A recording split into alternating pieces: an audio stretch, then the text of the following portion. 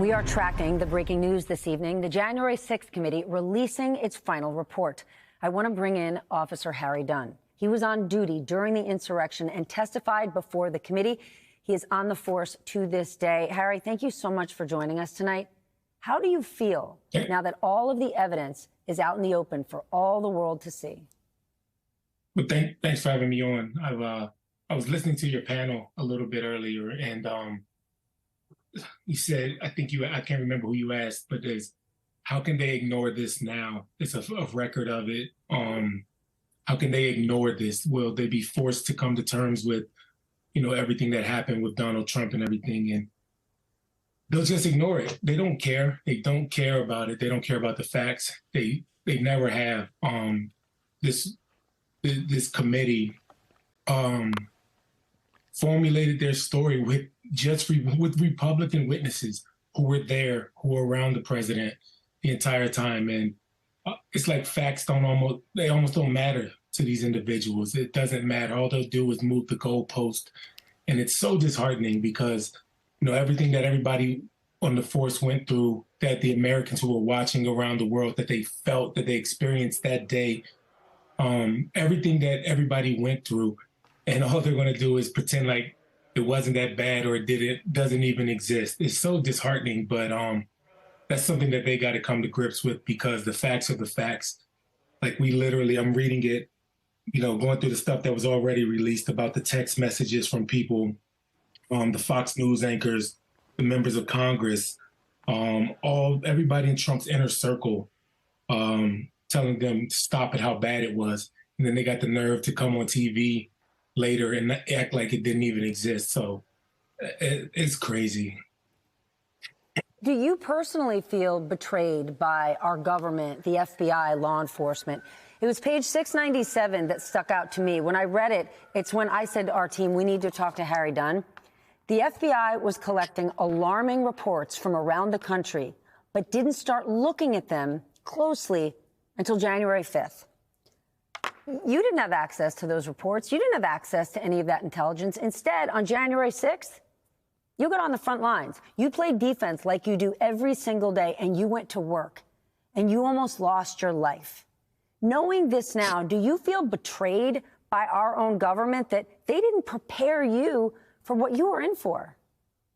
Yeah, I didn't get to that part yet, but I will tell you this, that we're the frontline officers, and we're there to do our job regardless. When your last guest said something about an Inspector General report, and that may be in the works, that may be necessary to find out where the failures, where the breakdown was. I've said it from the beginning, because I've been accused of being partisan or, a liberal left-wing hack or whatever, take your pick. But I don't care who was responsible for the failures of that day. I don't care who it was. If anybody had anything to do with the failures of that day, they need to be held accountable, no matter what their position, their title, their political affiliation. It doesn't matter. So I do encourage a full investigation into anybody who had anything to do with the failures of that day. Part of accountability is actually realizing what went wrong and arming you, preparing you to go out and do your job today, tomorrow, and the next day. On page 701, it says that the Capitol Police was catastrophically unprepared that day. Do you feel more prepared today going to work than you did a year and a half ago? You didn't feel unprepared when you woke up on January 6th. You didn't know what was about to happen. Well, yeah, I mean, who could even fathom the idea that something like that did happen on the 6th could happen? I couldn't even fathom that even happening. When you think about it, the president, the most powerful person on the planet, he does have that much power. He does have that much influence. So I think that, and you got to look at it, that he was the people that were around him that were the decision makers. Some of the reports say that there were people, he was trying to literally install his personal attorney general So it doesn't matter the preparations that you make if you have the wrong people in there that don't take their oaths of office serious. And I think that's why it's important for this Justice Department to do their job and, make sure that this never happens again. You can take all the steps to prepare for something all you want, but if you have people in place that can circumvent those these fail safes that are in place, it doesn't matter what you have. You have to have the right people in there and trust in the goodness of people that they're going to uphold their oaths. But we saw with the former president that didn't happen. Have you lost trust in our government, in the Department of Justice, in higher ups and law enforcement now that so much of this has been laid out for you?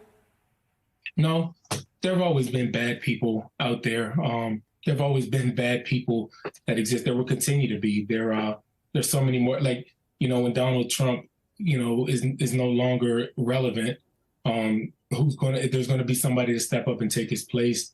So it doesn't matter. The cycle will continue. It will always be the next Donald Trump. And that person has always existed. But I do believe that there are more good people out there than bad individuals and people that actually care and love this country, and show it by not attacking police officers and trying to overthrow the government, and impose their own selfish will, instead of respecting the will of the American people, what democracy actually represents, being able to cast your vote and have a say. So Donald Trump and many of his followers would like to pretend that January 6th didn't happen. They'd like to underplay it. It was just another day at the Capitol. It was no big deal. You can look at the videos, and now you can read every word of this report. But Donald Trump can't pretend that January 6th didn't happen. And I assure you tonight, Harry Dunn, wherever he is, he's watching cable news. Assuming he is watching you right at this moment, what is your message to him? Hold on, let me think this out. My lawyers may be watching. No. I'll give you a minute.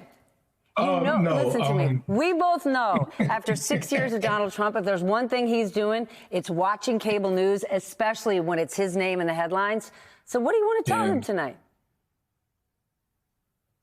Accountability's coming. That's it. Accountability's coming. Accountability is coming, Donald Trump. You heard it from Officer Harry Dunn, who, unlike you, has a job with the U.S. government, and he's going to work tomorrow.